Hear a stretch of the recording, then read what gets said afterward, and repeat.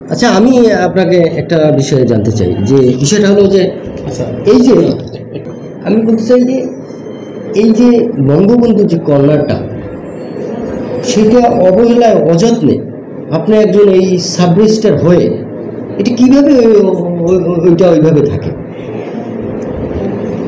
আপনি এখানে দায়িত্বপ্রাপ্ত সাব রেজিস্ট্রার, কিন্তু একটা জেলা শহরের একটা জায়গায় এইরকম বঙ্গবন্ধু কর্নার যে করেছেন, সেখানে কতগুলো বস্তা পাশে একবারে পরিত্যক্ত অবস্থায়।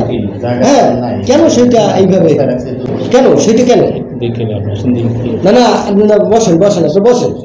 এরপরে আপনি এই যে আপনি এখানে বসেন, বঙ্গবন্ধুর এইখানে আর প্রধানমন্ত্রী প্রত্যেক জায়গায় ছবি, সেই ছবিটা কোথায়? কেন সেটা নাই, কেন বলেন, আপনি বলেন কেন?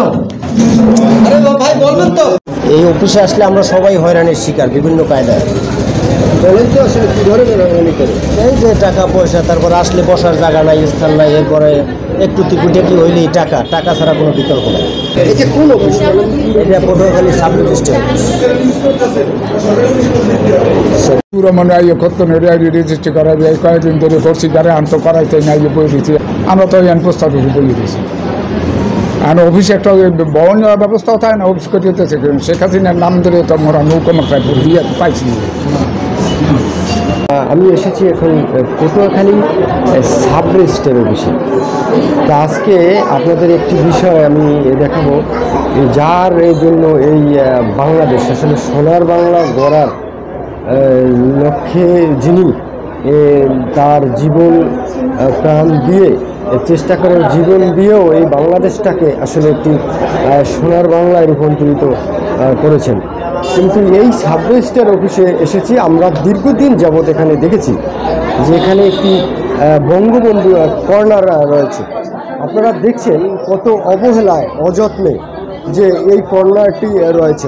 দেখছেন পাশে বস্তা রাখা হয়েছে এবং একেবারেই এই চিরাফাড়া এই অবস্থায় কিন্তু এই সাব রেজিস্ট্রার অফিস কিন্তু চলছে।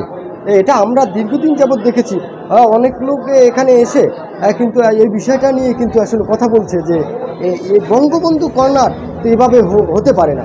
এখন কিন্তু আসলে অফিস চলছে, এই যে সাব রেজিস্ট্রার আপনারা দেখছেন যে সাব রেজিস্ট্রারের অফিস, আসলে তিনি কিন্তু ধান্দা নিয়েই কিন্তু সবসময় থাকেন, যে কখন মানুষের পকেট কাটবেন এবং পকেট ভারী করে এখান থেকে যাবেন।